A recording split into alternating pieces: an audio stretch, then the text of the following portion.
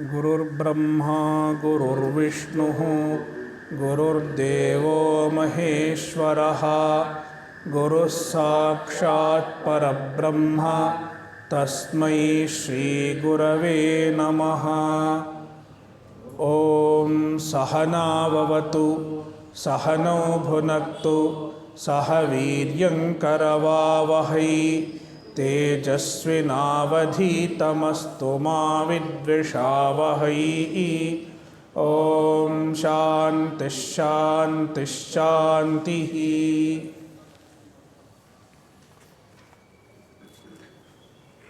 श्वेताश्वतरोपनिषद अध्याय 2 मंत्र 9।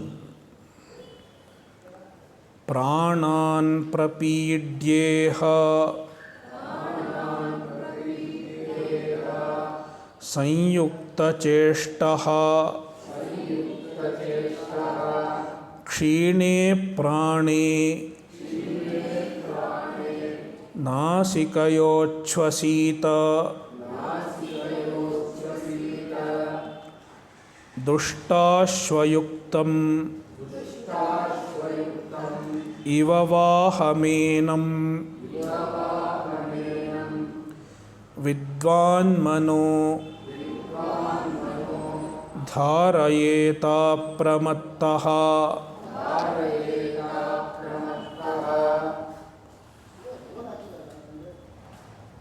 In this section, the Upanishad is describing the technique of meditation, the technique of yoga.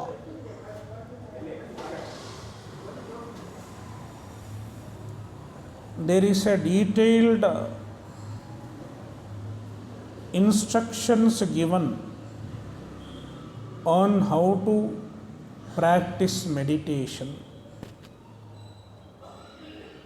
There is a whole discipline of knowledge dealing with the subject of meditation. It is called Ashtanga Yoga, yoga with 8 angas, 8 steps of sadhana. The 8 steps are yama, niyama, asana, pranayama, pratyahara, dharana, dhyana and samadhi. These are the ashtangas, 8 steps.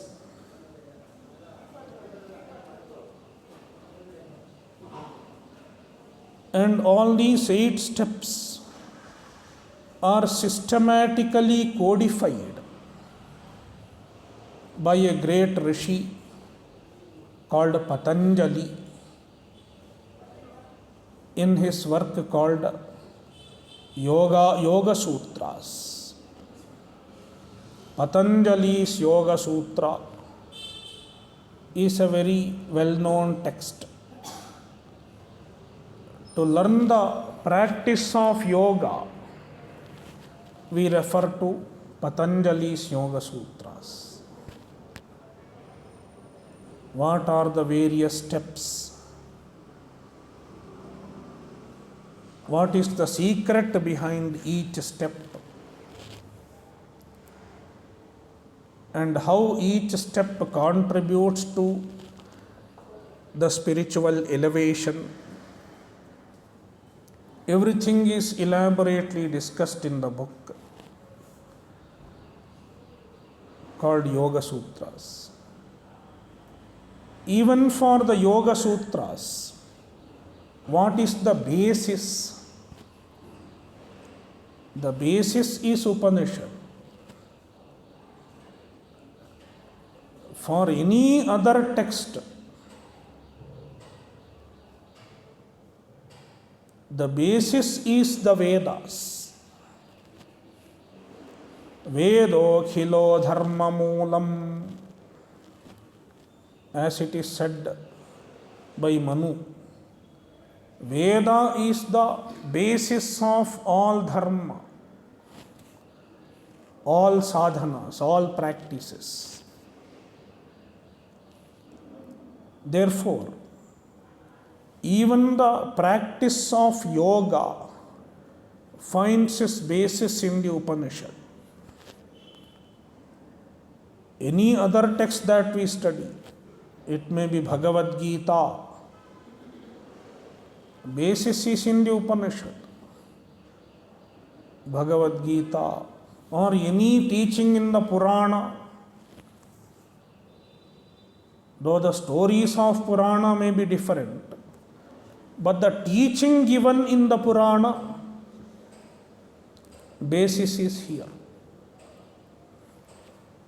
That is why the Upanishad is very important. Now, this mantra gives the technique of yoga. This mantra, as well as a few other mantras, they give the technique of yoga, technique of meditation, which is called Ashtanga Yoga. This yoga is not the physical yoga. That is different. It is called Hatha Yoga. You do various asanas, various kriyas, various mudras. They are all prescribed in Hatha Yoga. Hatha Yoga is another Shastra altogether. There are various other texts describing Hatha Yoga techniques,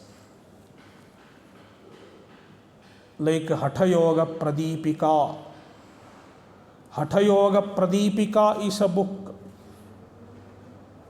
It gives lot of yogic techniques, various asanas and various other life habits, what to eat, what not to eat.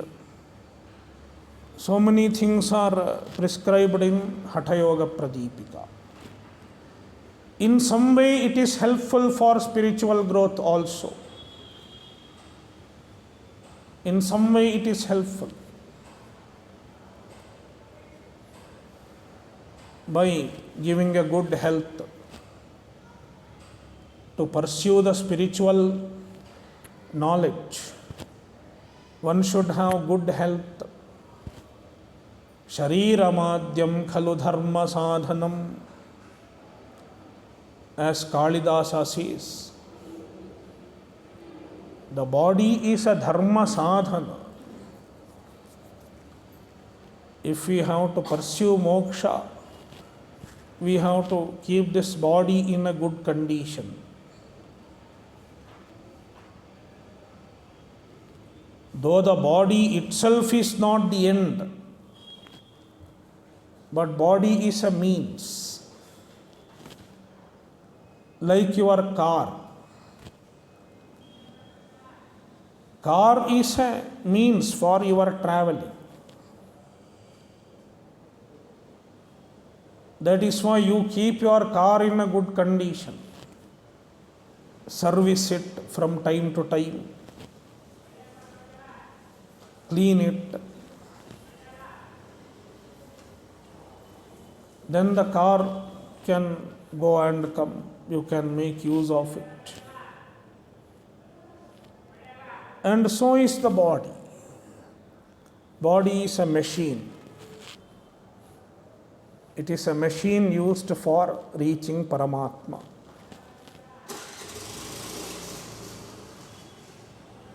That way, even Hatha Yoga is of use. Even Ayurveda is of use.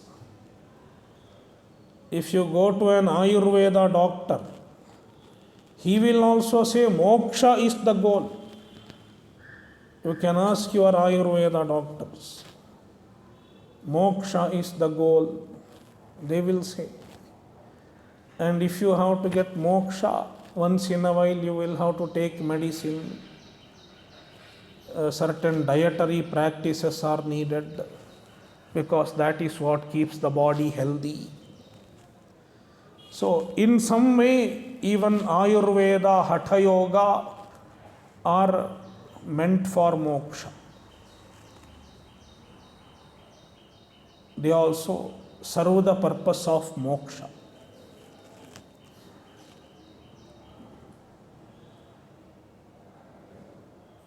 But more importantly, there is a Raja Yoga. Raja Yoga is the Ashtanga Yoga. In fact, Vivekananda calls it Raja Yoga. There is a book, Raja Yoga, available in Ramakrishna Mission. Vivekananda has dealt with the Raja Yoga. And a part of that book contains the explanation on the sutras, the Yoga Sutras. So, this gives a technique for meditation. And the same technique is indicated here in the Upanishad. It is explained in the Upanishad. And all the other literature are based on these verses, such verses of the Upanishad. Not only in Svetaswatara Upanishad, even in other Upanishad you will find description on meditation. And there are certain other Upanishads that are predominantly yoga, like Yoga Rahasya Upanishad, etc. They are mainly focusing on yoga. So,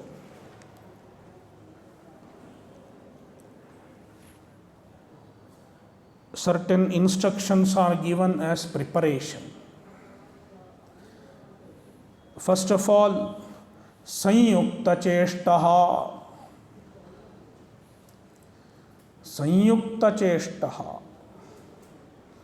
Moderation in activities.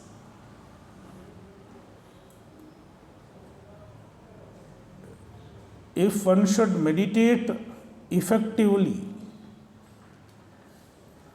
one should have a moderate lifestyle. That is why Krishna says in Bhagavad Gita, Yuktahara viharasya Yukta cheshtasya karmasu Yukta swapnavabodhasya Yogo bhavati dukkhaha. Yuktahara viharasya. One should be moderate in food, ahara, and moderate in vihara, in walking, exercise and walking is vihara. Yukta cheshtasya karmasu. He should be moderate in activities. Yukta swapnavabodhasya. He should be moderate in sleep as well as waking.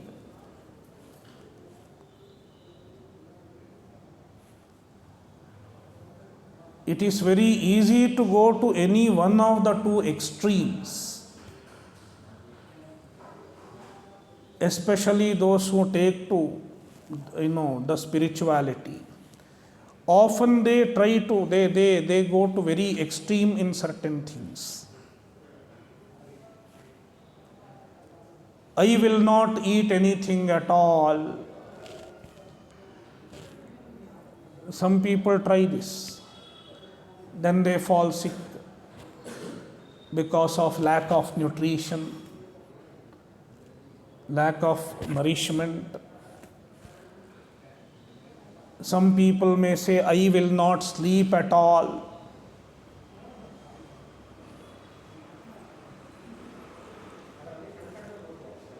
It is easy to go for two extremes.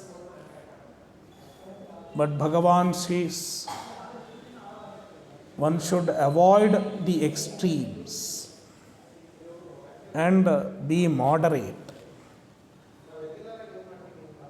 Moderate in eating, moderate in sleeping, moderate in activities also. If one takes too many activities, then it is difficult to do any of the activity properly, first of all. Sometimes people want to serve the society. I will voluntarily do this, voluntarily do that. Even in that, sometimes people go into an extreme.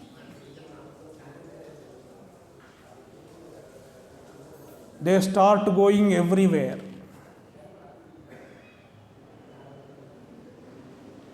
I will go to this temple and serve. I will go to that temple and serve. When it is too much to handle, then one cannot focus on anything.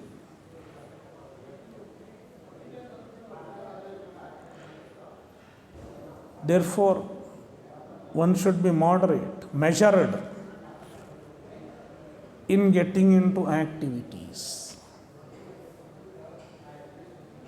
One should take up only as much activities that one can do properly, without disturbing one's quality of mind. Therefore, sanyukta cheshtaha pranan prapidya. So he should do pranayama. Pranayama is one of the 8 angas. Yama, niyama, asana, then pranayama. Already we have discussed asana in the previous mantra. Trirunnatam sthapya samam shariram. Asana was already told in mantra 8. Now in this mantra, he talks about pranayama. Pranan prapidya means restraining the prana, restraining the breath. In fact, prana does not mean breath. Prana is, it is the subtle part of your physiological process. Prana is a part of our sukshma sharira. We cannot see the prana, but we can see the effect of prana in the form of all our physiological functions. And breath is one such function. One function of our prana. So breath itself is not prana. It is one of the functions of our prana.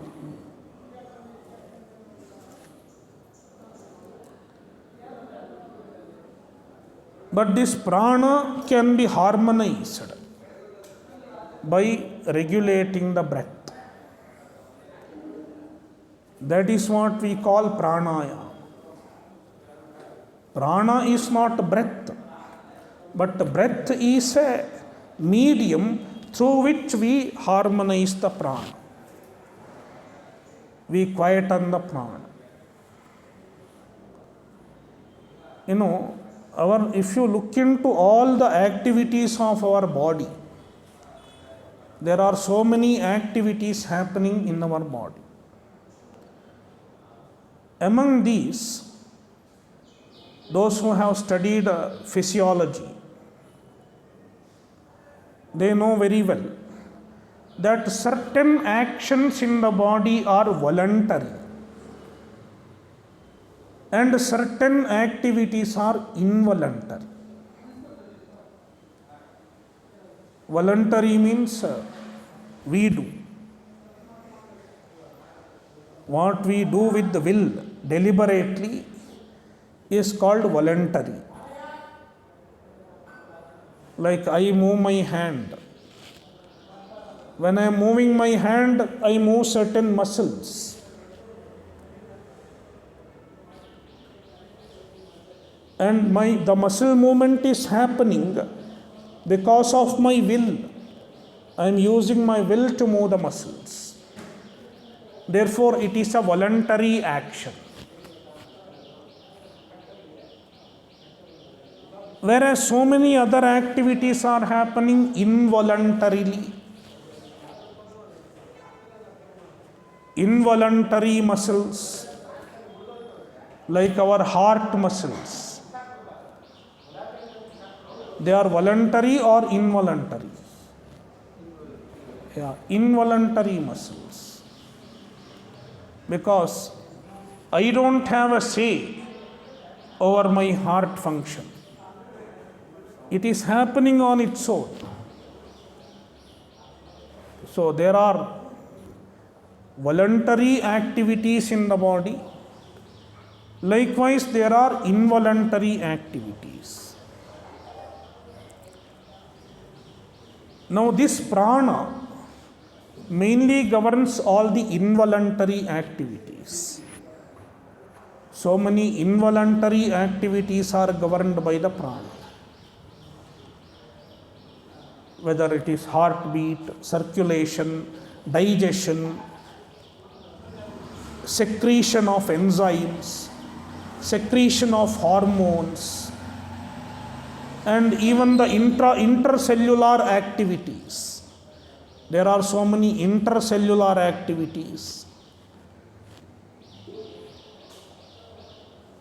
like production of energy, the functions of our mitochondria. All these are happening because of prana. Every involuntary activity that we are not aware of. So, how to harmonize all these activities? For that, our yogis have found a technique. They have identified one activity of prana which can be both voluntary and involuntary. And that is the activity of breathing. See, the speciality of breath, the breathing can be both voluntary and involuntary.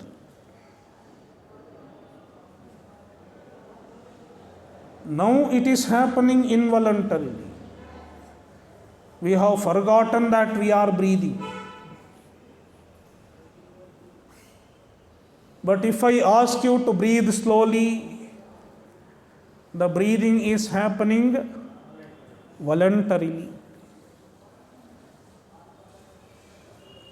Therefore, prana is a meeting point. The breath is a meeting point between our will and the will of the prana. Where our will and Ishvara's will meet. The meeting point is prana. Ishvara's will means all involuntary is Ishvara's will. Ishvara is doing that. Aham Vaishvanaro bhutva praninam deham ashritaha pranapana samayuktaha pachamyannam chaturvidham. So there is Ishvara who is doing all the involuntary functions. Digestion.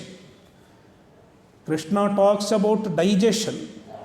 So digestion stands for all the involuntary activities. Who does it? Ishvara does. But who does the breathing? Breathing can be done both by Jiva and Ishvara. Now Ishvara is doing the breathing when you are, focusing elsewhere. But you can take it on your hand also. He has given that much freedom. So that is why here we can exercise our will to regulate the activities of prana, to harmonize the activities of prana.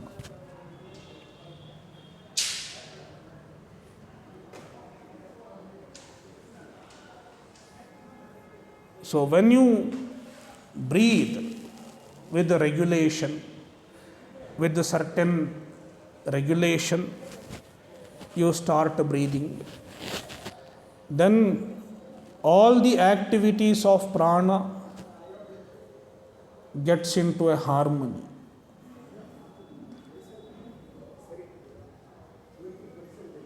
It quietens down all the metabolic activities. And when all the metabolic activities get into a harmony, it quietens the mind also. Because our prana and our mind are very closely interconnected. If there is a restlessness in the prana, there will be a restlessness in the mind also. This is a very proven fact. Anybody with the high BP will be short-tempered. Sometimes high BP will lead to short temper. Sometimes short temper may lead to high BP. Both are happening, right? That means any restlessness in the prana can influence our manaha, mind also. Pranamaya kosha and manomaya kosha. Both are very closely connected. So any imbalance in the pranamaya kosha can trigger an imbalance in the manomaya kosha. And any imbalance in the manomaya kosha can trigger an imbalance in the pranamaya kosha. Now during meditation, as a preparation for meditation, we have to quieten the mind. The mind should be quietened. It should be free from all its restlessness. Because only a quiet mind can really meditate. If the mind is a little restless, meditation is gone. You might have experienced. The day your mind is restless, meditation is not happening. So, in order to quieten the mind, first of all, we have to quieten the prana. So, how to quieten the prana? Through pranayama. That is why Ramana Maharshi says, Vayurodhanat liyate manaha. By Vayurodhanam. Vayurodhanam means regulating the Vayu, regulating the intake, inhalation and exhalation. Through that, manaha liyate, the mind gets quietened. In Upadeshasara, there is a work called Upadeshasara. It explains all the sadhanas in a nutshell. Very beautiful text. Vayurodhanat liyate manaha. Some of you might have heard. So, that is the technique of pranayama. And this Bhashyakara says, before pranayama, one should practice Nadi Shuddhi. There is a technique called Nadi Shuddhi or Nadi Shodhanam. For a good length of time, one should practice Nadi Shodhanam. Before you begin the pranayama, because only then all the certain nadis become clean. So nadi is a subtle, certain subtle, channels, subtle channels in the body. They are called nadi. Shatam chaika cha hridayasya nadyaha, Kathopanishad says. There are mainly 101 nadis. They are mukhya nadis. The main nadis, they are 101 and they emanate from the heart. So, among them, as far as Yoga Shastra is concerned, 3 nadis become very important. One is called Ida, another is called Pingala, and another is called Sushumna.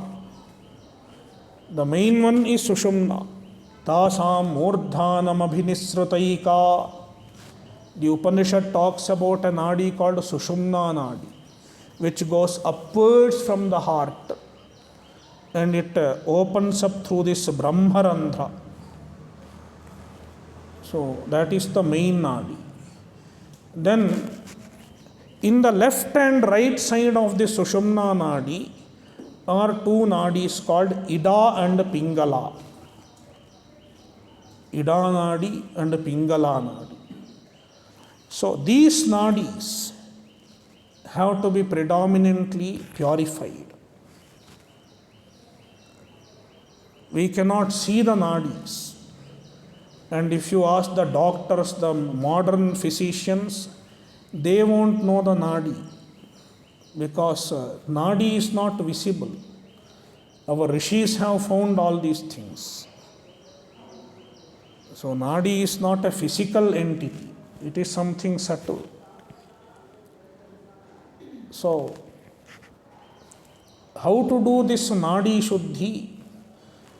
So, it is a slow breathing. In nadi shuddhi, you are not doing kumbhaka. It is just inhalation, exhalation. So, if you do that practice for maybe 5 months or 6 months, just do nadi shuddhi. I am telling those people who are planning to practice pranayama. See, pranayama, when we talk about, again here also there is a distinction. One is the secular pranayama. Pranayama that other yoga teachers, the hatha yoga teachers may teach some pranayama, like bhastrika and such things.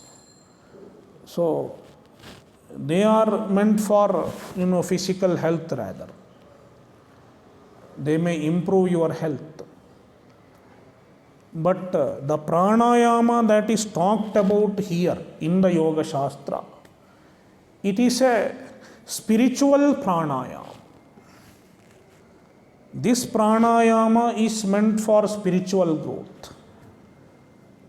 Therefore, this pranayama has to be done with certain mantras, with certain special disciplines, special preparations. Then only it is going to be effective. Like for example, even as a part of Sandhya Vandanam or even as a part of puja, you are supposed to do pranayama. Pranayame viniyogaha. He will hold the nose. But then there is a mantra for that. For filling there is a mantra. For holding there is a mantra. And for releasing, there is a mantra. Om bhuhu om bhuvaha ogam suvaha om mahaha om janaha om tapaha ogam satyam. These vyahritis, 7 vyahritis. See, generally when you chant Gayatri mantra, only 3 vyahritis are used. Bhuhu bhuvaha swaha. Bhuhu bhuvaha swaha. While chanting, it should be swaha, not swaha. Sometimes it can be suvaha also. But when we chant Gayatri mantra, it is bhur bhuva swaha.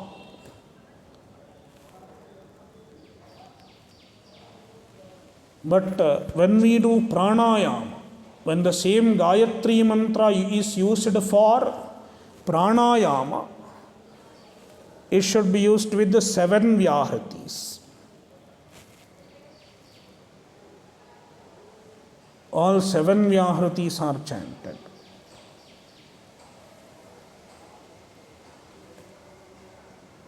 And each vyahriti is chanted with the pranava.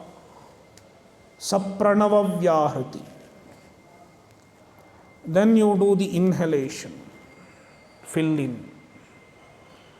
And then chant the main portion of Gayatri. It is held. The breath is held when this portion is told. And then there is something called Gayatri Shiras. It is called Shiras. That is the portion. Oma Pojo Tira Somritam Brahma Bhurbhuvassu Varom. When you chant that, you release. So this is done with both the nostrils. A few times. So that is the pranayama, and it is a part of every karma. In fact, as a preparation of every karma, you do this pranayama. And if it has to give some effect, it should be practiced quietly, properly for a few times.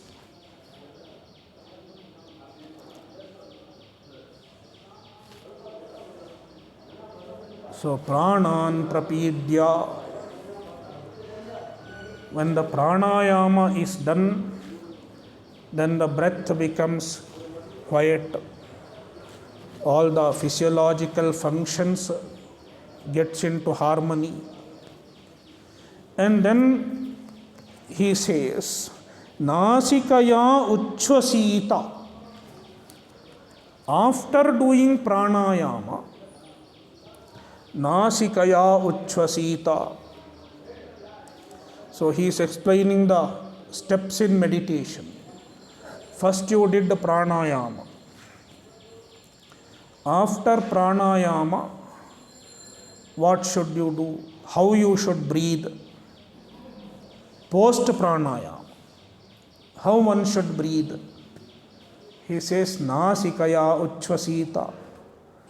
Breathe with the nose. Everybody breathes with nose only. Then why Nasikaya uchvasita is told? So, what Upanishad means? Just allow the breath to happen on its own after pranayama. That is what we do in our meditation. First, I ask you to inhale and exhale, deep breath, deep breathing. It is a miniature pranayama. It's not a proper pranayama, but it serves the purpose to some extent. After that, just allow the breath to happen on its own. Breathe slowly. Means let the nose breathe. Nasikaya uchvasita. Let the nose breathe. Means let the breath happen. Withdraw yourself. Then the breath will slowly happen by itself. A harmonized breathing. will continue to happen. So let it happen. Then withdraw yourself. That is the next step after pranayama. So after pranayama, there are two steps, pratyahara and dharana. They are mentioned here.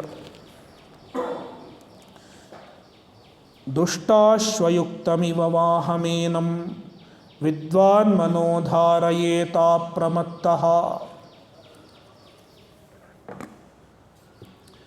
Our mind and senses,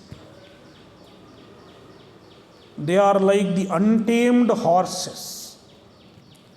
Dushtasvayuktam iva vaham. This is a reference to the chariot imagery in Kathopanishad. Atmanam rathinam vidhi shariram rathamevatu buddhim tu sarathim vidhi manah pragrahamevacha indriyani hayanahuhu vishayasteshu gocharan atmendriyamanoyuktam bhoktetyahurmanishinaha.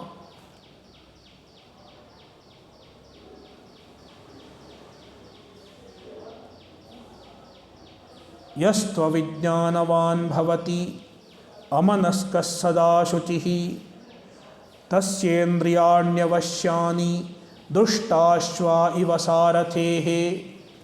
Yastu vijnanavan bhavati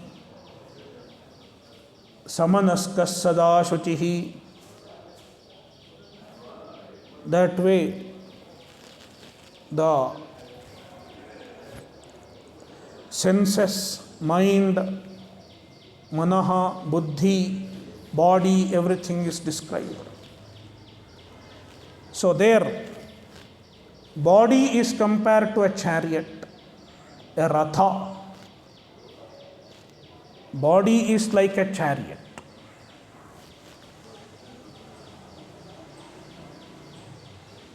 And you the jiva is the one who is traveling by the chariot. You have to reach the right destination, and this body serves as a vehicle, a vaha. Vaha means vahana, a vehicle. And in this vahana, in this chariot, ratha, there are horses. Indriyani, senses are the horses. And the Upanishad compares the manaha, the mind, to sarathi, the driver, charioteer. Manaha is compared to the reins. And buddhi is compared to sarathi. Buddhi is sarathi, manaha is rein. There is a distinction between manaha and buddhi. So manaha is nischayatmika, the intellectual faculty, the faculty which knows what is right and wrong,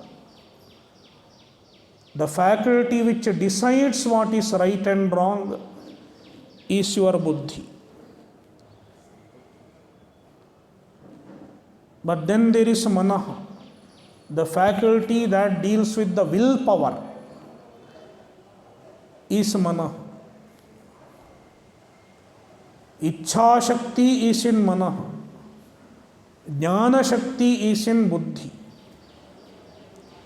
See, sometimes we may know what is right and wrong. I know what is right, and I am fully aware of it, and I want to do it. That means my buddhi is working properly. But after buddhi there is a manaha, my faculty of willpower, ichha. The willpower is weak. So manaha is weak. Then even if I want to do it, it won't happen. That is why Upanishad compares manaha to the rein. Sometimes the sarathi may be good, the charioteer may be good, but the rein itself is weak. It is broken. What can the sarathi do? He cannot control the horses. Therefore, you should have a good sarathi, a good charioteer, and proper reins also.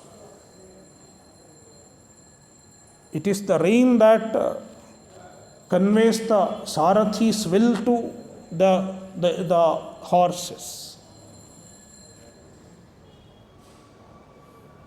Likewise, our senses are,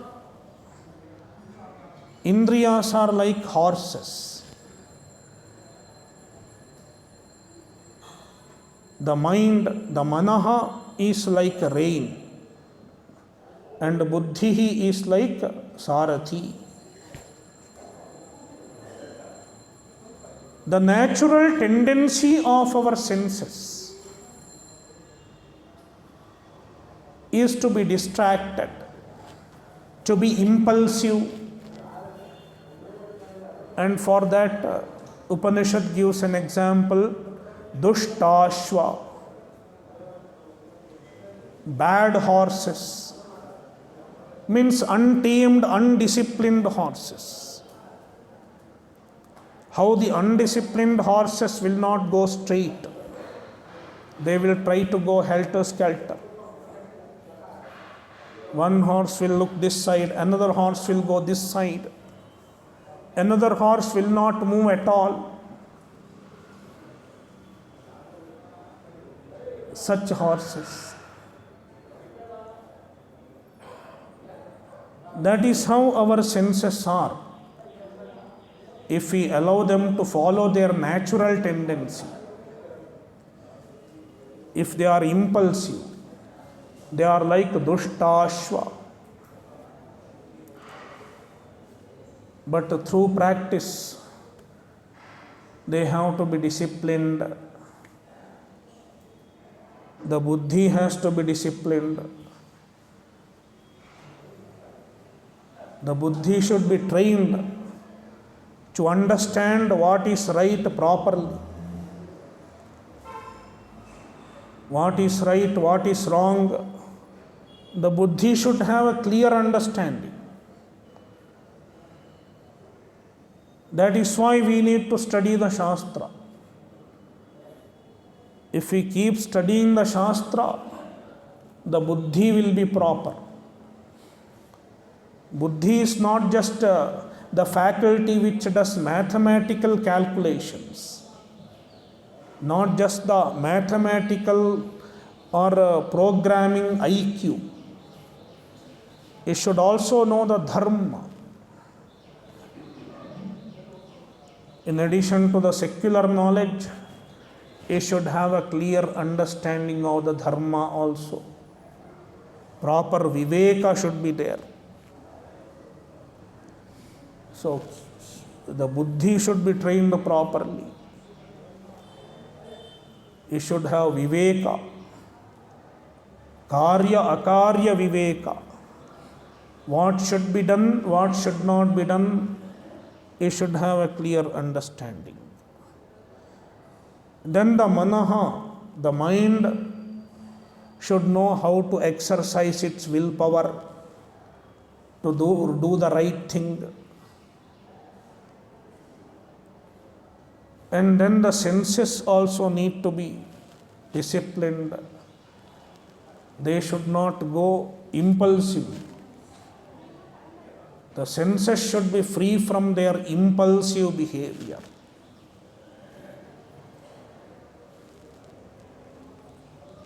That is why Upanishad says, Dushtasvayuktam iva vaham. Just like a vaha, a chariot which has undisciplined horses. and how they are disciplined. Likewise, enam, this body, vidwan apramattah dharayeta. A vidwan should do dharana. Apramattah dharayeta. Apramattah, without carelessness, without negligence.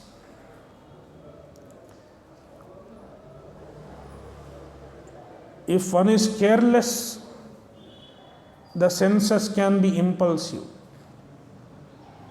Therefore, one should always keep a watch. Keep a watch on one's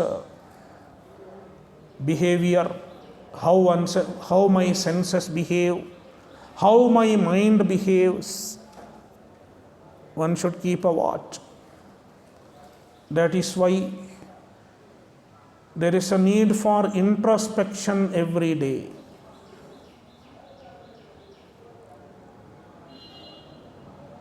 Pratyaham pratyaveksheta narascharitamatmanah kinnu me pashubhistulyam kimnu satpurushairiti. One should introspect every day. Pratyaham, every day. Naraha atmanah charitam pratyaveksheta. One should look into one's own behavior.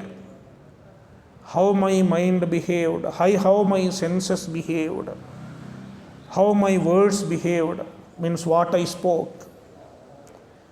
Whether my words, thought, words and deed, whether they aligned themselves with that of a noble person, a great man, a great being,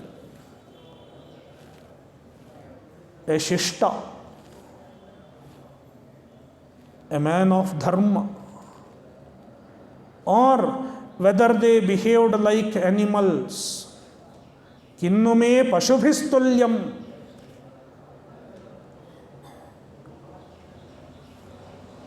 Did it happen like animals? Means impulsive. Did I speak impulsively? Did I act impulsively? Or whether I followed the true ideal in my thoughts and behavior.